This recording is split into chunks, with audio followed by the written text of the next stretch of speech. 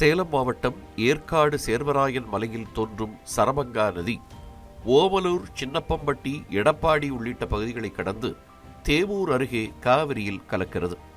இந்த நதியின் குறுக்கே உள்ள தடுப்பணை வழியாகவே தேவூர், மேட்டுக்கடை, மயிலம்பட்டி, பெரமாச்சிப்பாளையம், சென்றாயனூர், நல்லங்கியூர் உள்ளிட்ட பல கிராமங்களைச் சேர்ந்த மக்கள் தினமும் பயணம் செய்கின்றனர். ஆனால் இது ஒரு சாதாரண பாதை அல்ல. இருபுறமும் பாதுகாப்பு சுவர் இல்லாத ஒத்தையடி தடுப்பணை. காரணம் தப்பினால் மரணம் என்ற அச்சத்திலேயே பொதுமக்கள் தினமும் பயணிக்கின்றனர். இந்த பாசன திட்டம் வரும்போது மனம் வளைஞ்சி கீழே போகும். கீழே போகிறப்ப ஸ்கூல் பசங்க, ஹாஸ்பிட்டலுக்கு போகிற பெண்கள் மற்றும் தொழிலாளர்கள், விவசாயிகள் மற்றும் பலர்லாம் இது வழியாக நடந்து போயிட்டு வந்துட்டு இருக்கிறாங்க. ஆனால் அந்த மாதிரி தண்ணி வழிஞ்சு போகிற நேரத்தில் கீழே விழுந்து அடிபட்டு மண்டை உடையிற அபாயம் ஏற்பட்டிருக்குது. நிறைய பேர் கீழே விழுந்து மண்டை உடைஞ்சிருக்குது, கை உடைஞ்சிருக்குது, கால் உடைஞ்சிருக்குது. இந்த மாதிரி சூழ்நிலைலாம் நிலவிக்கிட்டு வந்திருக்குது இது வரைக்கும். ஒவ்வொரு ஆண்டும் ஆகஸ்ட் முதல் சுமார் 6 மாதங்கள் சரபங்கா நதியில் தண்ணீர் பெருக்கெடுத்து ஓடுவது வழக்கம். அப்போது இந்த தடுப்பணை முழுவதும் நீரில் மூழ்கி மக்கள் 7 முதல் 8 கிலோமீட்டர் தூரம் சுற்றி செல்ல வேண்டிய கட்டாயம் ஏற்படுகிறது. இதனால் பள்ளி, கல்லூரி மாணவர்கள், விவசாயிகள், கூலித் தொழிலாளர்கள், நெசவாளர்கள், அரசு ஊழியர்கள் என ஆயிரக்கணக்கானோர் கடும் அவதிக்குள்ளாகின்றனர்.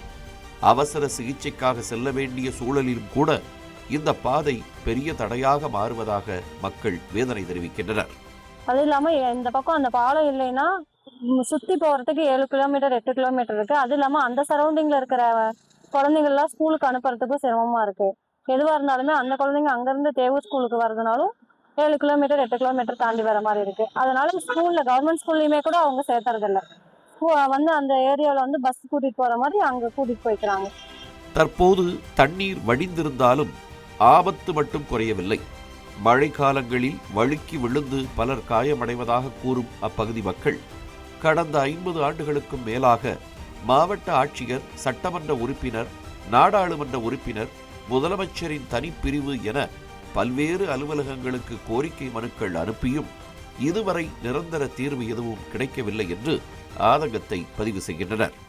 கல்லூரி போகிறவங்க பொதுமக்கள் எல்லாம் பார்த்தீங்கன்னா இந்த தண்ணி போயிட்டு இருக்கிறப்ப பாசம் பிடிச்சி அடிக்கடி வலிக்கூட்டு கீழே விழுந்துறாங்க. ஏற்கனவே நிறைய விபத்து இது மாதிரி நடந்திருக்குது. ஏற்கனவே பல முறை மக்கள் மனு கொடுத்து யாரும் எந்த ஒரு நடவடிக்கை எடுக்கல. பெரமச்சிப்பாளையத்து பக்கம் இருந்து வரக்கூடிய மாணவர்களும் மக்களும் ஏதாவது ஒரு அவசர காலத்துல வர முடியாம தவிக்கிறாங்க. அப்படி ஏதாவது உயிருக்கு ஆபத்தான நிலையில கூட ஒரு 7 கிலோமீட்டர் அந்த பக்கம் கடந்துதான் போகிற மாதிரி இருக்கு. அதனால சீக்கிரம் நடவடிக்கை எடுத்தா பரவாயில்ல. தற்போது தாவேகா தலைமையில் புதிய அரசு பொறுப்பேற்றுள்ள நிலையில் இந்த நீண்டகால கோரிக்கைக்கு தீர்வு கிடைக்குமா என்ற எதிர்பார்ப்பு சரபங்கா நதியோர கிராமங்களில் அதிகரித்திருக்கிறது. தமிழ் ஜனம் செய்திகளுக்காக எடப்பாடி செய்தியாளர் லிங்க் ஆனந்த். தமிழ் ஜனம் சேனலை சப்ஸ்கிரைப் பண்ணாம பார்த்துட்டு இருந்தீங்கன்னா மறக்காம சப்ஸ்கிரைப் பண்ணிடுங்க.